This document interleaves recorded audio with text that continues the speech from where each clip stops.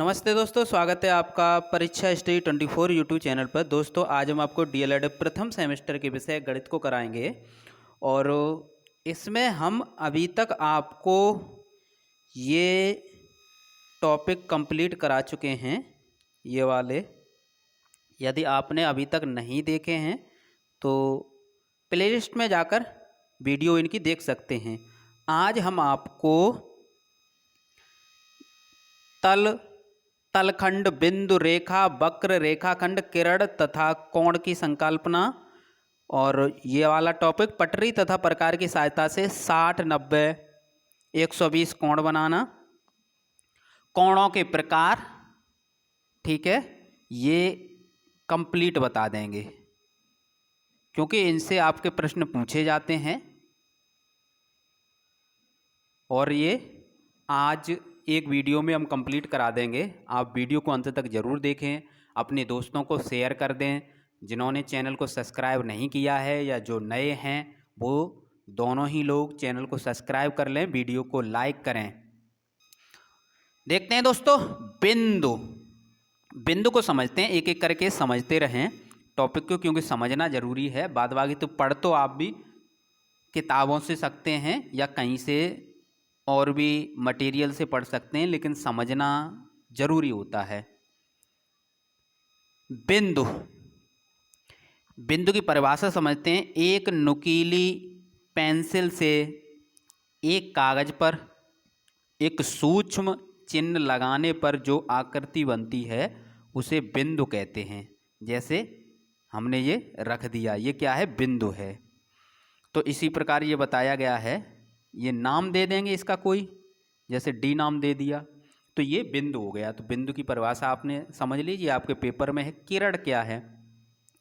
किसी बिंदु से, कोई बिंदु हमने मानी ये, किसी बिंदु से एक ही दिशा में असीमित लंबाई तक बढ़ाने से बनी आकृति किरण कहलाती है। तो आप बना सकते हैं किसी बिंदु से एक ही दिशा में, ये एक दिशा में कितनी भी लंबाई हो सकती है। अगर पॉइंट यहाँ मान लें तो इस तरफ आप बढ़ा सकते हैं इस प्रकार। तो ये किरण की परिभाषा हो गई। तल, सरफेस, ऐसी आकृति जिसकी केवल लंबाई तथा चौड़ाई हो उसे तल कहते हैं। जो क्षेत्रफल निकाला जाता है ना, लंबाई चौड़ाई, जैसे ये कोई तल है आपका, ये कोई तल है, यानी जिसमें केवल लंबाई चौड़ाई हो, ऊंचाई ना हो, वो तल होता है। तलखंड, तल का वह भाग जिसकी लंबाई तथा चौड़ाई निश्चित हो उसे तलखंड कहते हैं। यानी किसी तल में से कोई खंड काट लें, उसकी लंबाई चौड़ाई निश्चित हो, उसे क्या कहेंगे? तलखंड कहेंगे। रेखाखंड किसे कहेंगे? एक समतल में स्थित दो बिंदुओं को, एक समतल है उसमें स्थित दो बिंदु हैं, परस्पर मिलाने से जो आकृति बनती है वो रेखाखंड कहलाती है। जैसे ये है, एग्जाम्पल में नाम दे दिया है। रेखा कैसे कहेंगे? रेखाखंड को दोनों तरफ अनंत तक बढ़ाने से बनी आकृति रेखा कहलाती है। जो रेखाखंड अभी हमने आपको बताया था, जैसे ये है रेखाखंड, नाम लिख दिया ए और बी। अब इसमें क्या है, रेखाखंड पहले बना लेते हैं। ये, इसे दोनों तरफ अनंत तक बढ़ाएंगे तो ये क्या कहलाएगा? ये आपकी रेखा कहलाएगी। वक्र क्या है? टेढ़ी मेढ़ी आकृति वक्र कहलाती है। ये आकृति आपने देखी, ये टेढ़ी मेढ़ी आकृति है, ये वक्र कहलाती है। अब देखते हैं रेखाओं के प्रकार। एक तो सरल रेखाएं होती हैं और वक्र रेखा। जो सीधी रेखा है वो सरल रेखा, जो टेढ़ी मेढ़ी रेखाएं वो वक्र रेखा। तल के प्रकार, समतल और वक्र तल। समतल में क्या लिखेंगे? वह सतह जो सभी स्थान पर एक समान हो, यानी ऊंची नीची ऊबड़ खाबड़ न हो, उसे समतल कहेंगे। समतल यानी समान तल। वक्र तल, वह सतह जो ऊबड़ खाबड़ हो, ऊंची नीची हो, वही तो वक्र तल कहलाएगा। तो इस प्रकार ये आपका एक चैप्टर था, इसमें आपकी परिभाषाएं थी और ये परिभाषाएं पूछी जाती हैं। नेक्स्ट देखते हैं कोण। कोण को समझते हैं। एक ही प्रारंभिक बिंदु वाली दो किरणों के मध्य झुकाव से बनी आकृति को कोण कहते हैं। तो ये आपका एक ही प्रारंभिक बिंदु है और जो किरण है ये आपकी एक किरण ये है और एक किरण ये है, तो उनके झुकाव से बनी आकृति को क्या कहेंगे? कोण कहेंगे। मध्य में ये मध्य है, दो किरणों के मध्य झुकाव से बनी आकृति को कोण कहते हैं। तो इस प्रकार आपने समझा। अब देखते हैं कोणों के प्रकार। कोणों के 5 प्रकार होते हैं या 5 भागों में विभक्त किया गया है। एक है न्यून कोण। परिभाषा देखते हैं। वह कोण जो 0 डिग्री से बड़ा हो, 90 डिग्री से छोटा होता है, उसे न्यून कोण कहते हैं। और इसका जो चित्र है वो इस प्रकार बनेगा। समकोण, वह कोण जो 90 डिग्री का होता है उसे समकोण कहते हैं। तो 90 डिग्री का एकदम इस प्रकार से बनता है। 90 डिग्री तो फिक्स है, क्योंकि 90 डिग्री तो 90 डिग्री। न्यून कोण में तो 0 से 90 तक किसी भी का भी हो सकता है, 70, 75, 60, 30, तो वो सभी हो सकता है, लेकिन 90 तो फिक्स है। अधिक कोण, वह कोण जो 90 डिग्री से बड़ा हो, 1 से 80 से छोटा हो, तो उसे क्या कहेंगे? अधिक कोण कहते हैं। तो यदि आप 90 डिग्री से बड़ा कितना भी नहीं, एक रेंज है, 90 डिग्री से बड़ा बनाएं, जैसे 91, 92, 93, और 80, 180 से छोटा होना चाहिए। तो ये एक रेंज है, उसी के अनुसार लगभग ऐसी आकृति आती है, आप देख सकते हैं। नेक्स्ट देखते हैं दोस्तों, सरल कोण या ऋजु कोण। ये परिभाषाएं पूछी गई हैं आपके पेपर में। वह कोण जो 180 का हो, जो 180 का कोण होता है उसे ही सरल कोण या ऋजु कोण कहते हैं। तो 90 का और 180 का तो फिक्स है ही, यानी समकोण और सरल कोण ये तो फिक्स होते हैं। इसी प्रकार आप बना सकते हैं। वृहद कोण, वह कोण जो 180 से बड़ा हो, तो 180 का यहाँ पर आता है, ये कोण 180 का हो गया, और 180 से और बड़ा कर देंगे तो वह कौन सा होगा? यानी 180 से बड़ा हो और 360 से छोटा हो, तो 360 का तो ये पूरा चक्कर हो जाता है, और 180 का आधा चक्कर होता है, ये 180 का ये होता है, और 360 का पूरा होता है। तो 300 पूरा ना होकर ये इतना आपका, यानी 180 से बड़ा और 360 से छोटा। जो परिभाषाएं आपको बताई गई हैं उसी प्रकार आप लिखें और ये चित्र बना देंगे। तो आपने ये समझा, ये वाला कोण है वो 180 से बड़ा है और 360 से छोटा है। तो इस प्रकार ये आपकी परिभाषाएं थी कोणों के प्रकार की, और ये आप याद कर लें। प्रैक्टिकल में भी एग्जामिनर आपसे पूछ लेता है ये। अब समझते हैं व्रत के बारे में। व्रत का जो टॉपिक है व्रत, तो ये हमने व्रत बना दिया। यहाँ पर जो ये है, ये पॉइंट रखा है, ये क्या है? ओ नाम दे दिया इसे। ये व्रत का केंद्र है, ठीक है। अब ये ओ ए, ये क्या है? व्रत की त्रिज्या है। अब यहाँ से यहाँ तक ये क्या है? ए बी व्रत का व्यास है। अब इसके सूत्र होते हैं, व्यास बराबर 2 गुणा त्रिज्या, त्रिज्या बराबर व्यास बट्टे 2, त्रिज्या बराबर व्यास बट्टे 2। तो इस प्रकार आप ये सूत्र याद कर लें, इसकी ज़रूरत पड़ती है। अब समझते हैं दोस्तों, व्रत बनाने के लिए त्रिज्या की आवश्यकता होती है। आपसे क्या है, पटरी प्रकार की सहायता से व्रत बनवाया जाएगा, उसमें कभी आपको व्यास दे देगा, ठीक है। तो आपको तो जो हम प्रकार में अपने भरेंगे तो इतनी दूरी भरते हैं, त्रिज्या भरते हैं, यहाँ प्रकार की नोक रखेंगे और ये हमने दूरी भर ली और ऐसे करके घुमा दिया। लेकिन पेपर में यदि व्यास दे दिया इतनी दूरी, तो इतने से तो हमें काम चलेगा नहीं, हमें तो त्रिज्या ज्ञात करनी होगी। तो त्रिज्या के सूत्र की आवश्यकता पड़ती है। तो यहाँ पर यही बताया गया है, व्रत बनाने के लिए त्रिज्या की आवश्यकता होती है। यदि प्रश्न में व्यास दिया है तो त्रिज्या निकालेंगे सूत्र से, त्रिज्या बराबर व्यास बट्टे 2।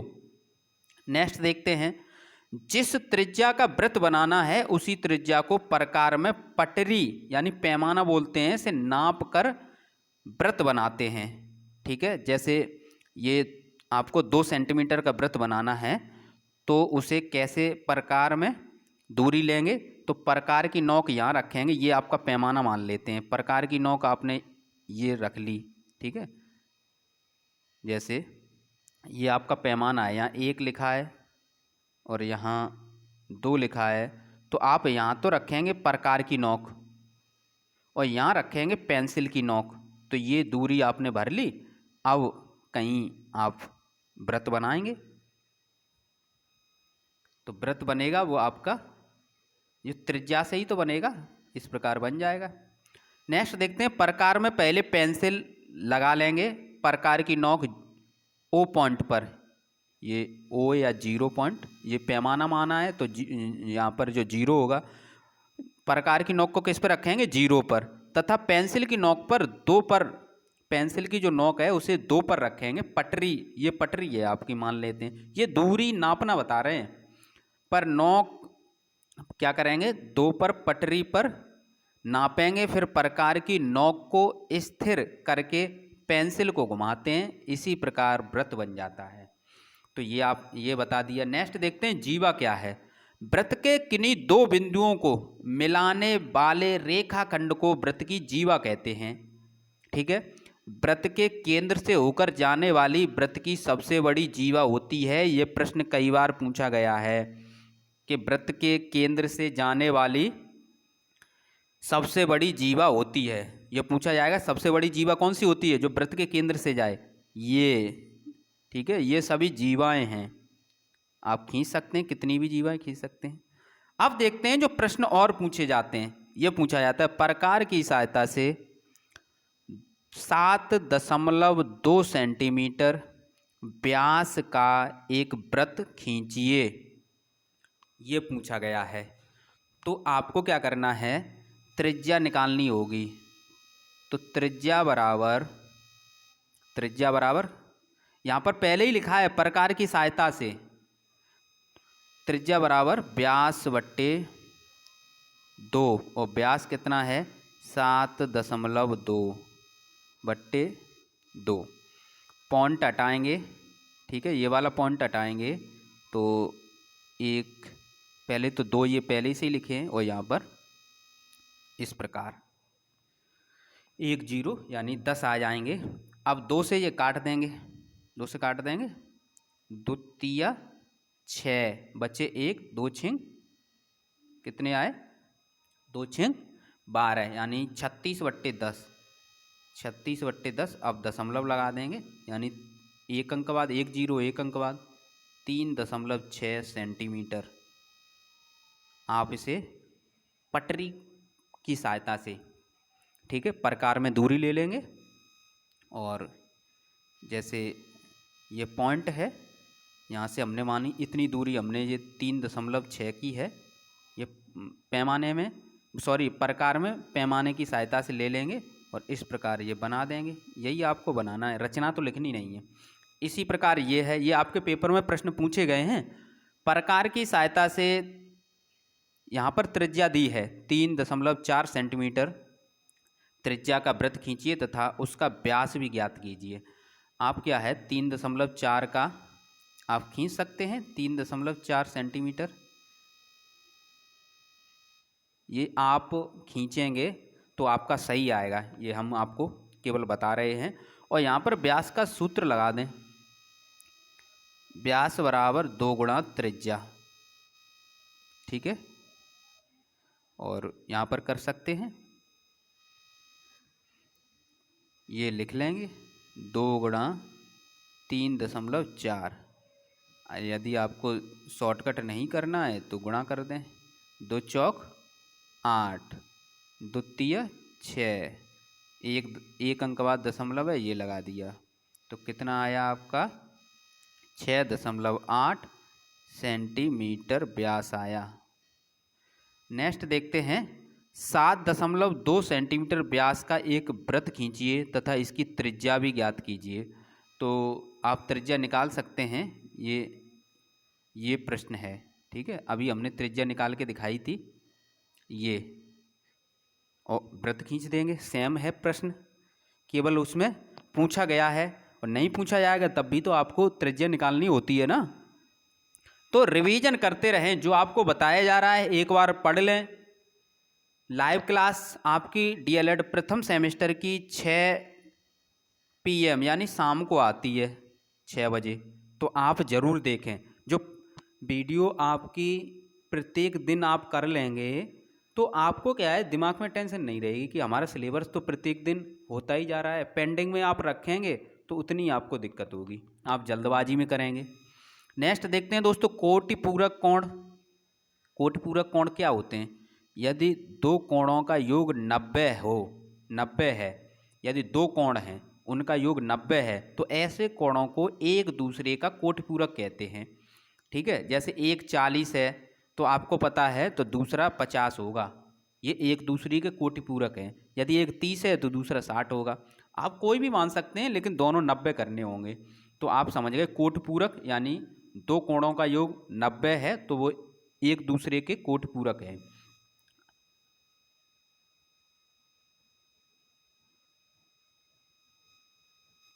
अब कोटि पूरक कोण कैसे निकालेंगे? यदि एक कोण दिया है तो क्या करेंगे, जो कोण दिया है आपको उसे 90 में से घटा देंगे, आपको कोटि पूरक कोण मिल जाएगा, यानी 90 माइनस थीटा कर देंगे। जैसे 20 का कोटि पूरक कोण ज्ञात करना है तो 90 माइनस कोण, जो कोण दिया है तो 90 में से उसे ही घटा देंगे, 70 मिल जाएगा। 80 का, देखो कोटि पूरक या पूरक पूछा जाए, ये दोनों तरीके से पूछा जा सकता है। तो एक ही बात है, कोटि पूरक को ही पूरक कहते हैं। तो 90 का पूरक कोण तो 90 में से घटा देंगे जो कोण आपको दिया है प्रश्न में। तो इस प्रकार ये आपका 10 निकला। 80 का पूरक कोण कितना निकला? 10। अब देखते हैं संपूरक कोण। यदि दोनों कोणों का योग 180 है तो ऐसे कोणों को एक दूसरे का संपूरक कोण कहते हैं। जैसे एक 40 है तो दूसरा 140 होगा, एक 30 है तो दूसरा 150 होगा। ये चित्र से भी हमने दर्शाया है। अब निकालेंगे कैसे? 180 में से उस कोण को घटा देंगे जो एक कोण दिया होगा। जैसे ये प्रश्न है 50 का संपूरक कोण ज्ञात कीजिए, तो हमने क्या किया, 180 में से 50 को घटा दिया, कितना आया? 130। 80 का संपूरक निकालेंगे तो 180 में से 80 घटा देंगे, 100 आएगा। तो इस प्रकार आप कर सकते हैं कोटि पूरक और संपूरक कोण। तो ये आपके पेपर में पूछे जाते हैं और हमने आपको डिटेल में बताए हैं। आपको भी रिवीजन करना होगा। आपको, आपके पास कोई भी बुक हो जहाँ पर ये प्रश्न मिल जाएं, आप उनको रिवीजन कीजिए। मेथड बताया जाता है, हम आपको प्रत्येक टॉपिक के एक दो प्रश्न बता देते हैं जो आपके सिलेबस में हैं, आपके पेपर में प्रश्न पूछे गए हैं उसको। अब देखते हैं दोस्तों, कोण अर्धक। कोण अर्धक कैसे करते हैं, इसकी ज़रूरत पड़ेगी जब आप 60 डिग्री, 90 डिग्री, 120 डिग्री का कोण बनाएंगे। ये पूछे जाते हैं प्रश्न, कंपलसरी है प्रत्येक पेपर में, ये आना ही आना है। आप पिछले जो पेपर हुए हैं उन्हें उठाकर देख लें, इसीलिए हमने इसे पहले कराया है, क्योंकि जो आते ही आते हैं, जिससे प्रश्न पूछे जाते हैं उन्हें ज़रूर कर लें। एक कोण को दो बराबर भागों में बांटना ही अर्धक कहलाता है। यानी कोण अर्धक, यानी एक कोई कोण है उसके दो बराबर भागों में बांटेंगे तो उसे कोण अर्धक कहेंगे। अब देखते हैं दोस्तों, कोई 60 डिग्री का ये कोण है, समझते रहें, ठीक है। अब इसका अर्धक करना है, यानी 30-30 के दो बनेंगे अर्धक में। तो आप क्या करेंगे, पहले प्रकार की नोक रखेंगे यहाँ पर, ठीक है। प्रकार की नोक यहाँ पर रखेंगे और ये इस प्रकार मिला देंगे। प्रकार से ही मिलाएंगे, हाथ से नहीं, ये ध्यान कर लें। अब प्रकार की नोक यहाँ पर रखेंगे, ठीक है। एक चाप ये लगाएंगे, यहाँ पर रखेंगे तो ये चाप लगेगा। अब इसमें यहाँ पर ये पॉइंट मिलेगा आपको, उस पॉइंट को यहाँ से मिला देंगे। तो इस प्रकार ही तो ये किया गया है, तो ये कोण अर्धक हो गए। तो यहाँ पर आपने देखा कि ये कोण जो बना है, एक ये कोण, ठीक है, ये पूरा तो 60 का है तो ये 30 का हो गया। कितने का हो गया? 30 का। और ये जो बचा इधर वाला, ये इतना है ना, इसको ऐसे करके ये भी 30 का ही होगा। तो ये कोण अर्धक हैं, यानी दो बराबर भागों में बांटा गया है। यहाँ पर किस प्रकार बांटा गया है आपने देखा। और यदि समझ में नहीं आए तो दोबारा वीडियो को देख लेना, अच्छे से समझ में आ जाएगा, क्योंकि हमने प्रत्येक टॉपिक को बड़े धीरे से समझाते हैं जिससे आपको समझ में आए। हमें पता है ये प्रश्न पेपर में आएंगे, जब पेपर में आएंगे तो कोई हम जल्दबाजी नहीं करते, क्योंकि आपके भविष्य का सवाल है। नेक्स्ट देखते हैं दोस्तों। अब देखते हैं 60 डिग्री का कोण बनाना पटरी और प्रकार की सहायता से, यह प्रश्न पूछा जाएगा। कोई रचना नहीं लिखनी होती है। करना कैसे है, ये तो रचना इसलिए हमने लिखी है कि आपको समझ में आए कि हमने कैसे बनाया है। अभी हम बता देंगे फिर आप भूल जाएंगे, तो इसलिए इसे भी नोट कर लेना। सर्वप्रथम हमने क्या किया, 5 सेंटीमीटर की किरण OA खींची, 5 सेंटीमीटर की किरण OA खींच ली, ठीक है। फिर क्या किया, प्रकार की नोक O पर रखकर, प्रकार की नोक हमने O पर रखी, यहाँ पर प्रकार की नोक रखी, एक चाप PR खींचा, ये हमने एक चाप खींचा PR, ठीक है, खींच लिया। उसी दूरी, अब दूरी कम ज़्यादा नहीं करेंगे, उसी दूरी OP, ये OP दूरी है, उसी दूरी को, प्रकार को कम ज़्यादा नहीं करेंगे, P पर प्रकार रखकर एक चाप लगाएंगे। ये Q पर चाप लगा, पहला चाप, ठीक है। जो पहला चाप लगता है वो कितने का लगता है, 60 का, ध्यान रखें, वो फिक्स है। दूसरा चाप हम यहाँ पर प्रकार की नोक रखेंगे Q पर और दूसरा लगाएंगे, ये लगा आपका R पर। तो जो टुकड़े बन रहे हैं वो 60-60 के बन रहे हैं, ये आपके, ये भी 60 का हो गया। कहाँ से कहाँ तक, ये Q और ये R है, ये पॉइंट R, Q और R तक, ठीक है, ये 60-60 के हो गए। अब हमें, ये हमने क्यों आगे बताया, आगे ज़रूरत पड़ेगी, लेकिन हम यहाँ तो हमें 60 का ही बनाना है, तो पहले 60 का देख लेते हैं। लेकिन आपने आगे भी समझ लिया कि करते कैसे हैं, वो भी समझ लेते हैं, वो एक में ही समझ लेते हैं, फिर हम समझा देते हैं। 60 का बनाना था तो केवल यहाँ पर कट लगाना था और ये पॉइंट रखा और ऐसे मिला देंगे इसको, ये 60 का बन जाएगा, जैसे ये मिलाया है। आप कर सकते हैं, लेकिन हम एक से ही समझा देते हैं, और भी जितने भी होंगे तो आप समझ जाएंगे, फिर जब हम बनाएंगे तो आपको आसानी होगी। तो पहला यहाँ कट लगाया, आपने देखा यहाँ से हमने ये चाप लगाया पहले, ठीक है, फिर वही दूरी से P से एक ये चाप लगाया Q पर। अब Q पर प्रकार की नोक रखेंगे, ये चाप लगा देंगे, R पर लग जाएगा, ये 60 का है, ये भी 60 का है, यानी P और Q 60 है, Q और R 60 है। अब हमें बनाना 90 का, तो अभी हमने कोण अर्धक करना बताया था ना, 60 का आधा कितना होगा, 30 के 2 बनेंगे ना, तो यहाँ तक तो हम चले आए तो 60, और यहाँ तक और मिल जाएगा हमें, इसका कोण अर्धक कर देंगे। Q पर प्रकार की नोक रखेंगे और R पर रखेंगे, ये अर्धक हो जाएगा, और ये पॉइंट मिला देंगे, तो इस प्रकार ये आपका Q और R का जो 60 का अर्धक हो जाएगा, तो इतना 30 है और इतना 60 है, तो ये पूरा कितने का हो जाएगा, 90 का हो जाएगा। यदि 120 का पूछा जाता तो यहाँ तक तो 60 हो गया, यहाँ तक 120, तो ये 120 का हो गया। कितना आसान हो गया। अब समझते हैं दोस्तों 120 का पटरियों प्रकार की सहायता से। तो आपने पहले ये खींच लिया, आपने लगभग 5 सेंटीमीटर की खींच लेते हैं OP। अब इसके बाद क्या करेंगे, O को क्या है, O पर प्रकार की नोक रखेंगे, ये चाप लगाएंगे, और उसी दूरी से P पर प्रकार की नोक रखेंगे। पहला चाप 60 पर लगता है, दूसरा 120 पर, और यहाँ पॉइंट मानकर ये मिला देंगे, 120 का हो गया। 30 का बनाना है तो 30 का हमने अभी आपको बताया, ये आप पहले ये खींच लेंगे इतनी रेखाखंड।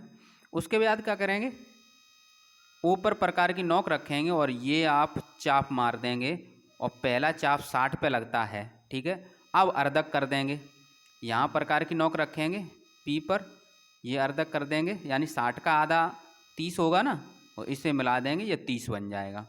90 का अभी हमने बताया था, ये हम खींच लेंगे अपनी तरफ से, 5 लगभग मान लेते हैं, जो आपको मानना है मान लें। और यहाँ से क्या करेंगे, ये पहले चाप लगाएंगे, पहला 60 पे लगेगा, दूसरा 120 पे लगेगा, अब यहाँ से क्या करेंगे, क्यू पर प्रकार की नोक रखेंगे और ये चाप मार देंगे, एस पर रखेंगे और ये मार देंगे और इसे मिला देंगे, 90 का बन गया। यही पूछे जाते हैं आपके पेपर में। तो इस प्रकार आपने क्या है सभी को समझा, जो आपको बताया गया है, जिस प्रकार से बताया गया है आप उस प्रकार से कर सकते हैं। ये रचना आपको देखनी है तो ये आप वीडियो में हमने दिखाई दे रही है, आप इसे पढ़ सकते हैं कोणार्धक कैसे करना है, और ये 60 का कैसे करना है, सभी में वही प्रोसेस है। ये आप रचना देख लें एक बार, और वैसे हमने आपको बताई है। आप एक की स्वयं को समझने के लिए आप रचना लिख लें प्रत्येक की, आपको कोई दिक्कत नहीं होगी। और व्हाट्सएप ग्रुप से ज़रूर जुड़ जाएं आप सभी छात्र, जिससे क्या है कंप्लीट सिलेबस आपका हो जाए। और बार बार आप यही पूछते हैं एग्ज़ाम कब होगा, तो आप कमेंट में ये लिखें कि आपका एडमिशन कब हुआ था। पहली काउंसलिंग का आपका सेमेस्टर 6 मंथ का होता है, सेमेस्टर मतलब 6 मंथ का, तो आप उस डेट से 6 मंथ जोड़ लेना खुद। जब जोड़ेंगे तो आपको पता पड़ जाएगा, क्योंकि सितंबर में आपका एडमिशन हुआ है पहली काउंसलिंग का, तो 6 मंथ आपके फरवरी में हो जाएंगे, सितंबर, अक्टूबर, नवंबर, दिसंबर, जनवरी, फरवरी, ठीक है। तो फरवरी में हो जाएंगे, उसके बाद आपके एग्ज़ाम हो जाएंगे। इसमें क्या बात है, आप भी तो जोड़ सकते हैं, यही हो सकता है। थैंक यू दोस्तों, वीडियो को लाइक करें, शेयर करें, सिलेबस की चिंता ना करें, बस सिलेबस हम करा देंगे। आपने देखा कि 2-3 वीडियो में आधा तो सिलेबस हम मैथ का ही करा चुके हैं। हमें पता है ना कैसे पढ़ाना है, जो आपके पेपर में जिस प्रकार से प्रश्न पूछे जाते हैं वही लेवल से हम कराते हैं, और सभी प्रश्न में आएंगे ये टॉपिक। आप पुराना पेपर उठा के देख लें, किसी से मांग लें, अपने सहपाठी से या कहीं से मांग लें, और आपको पता पड़ जाएगा, या यूट्यूब पर डालकर देख लें पुराने पेपर जो हम करा रहे हैं, वो प्रश्न सभी मिल जाएंगे। थैंक यू दोस्तों।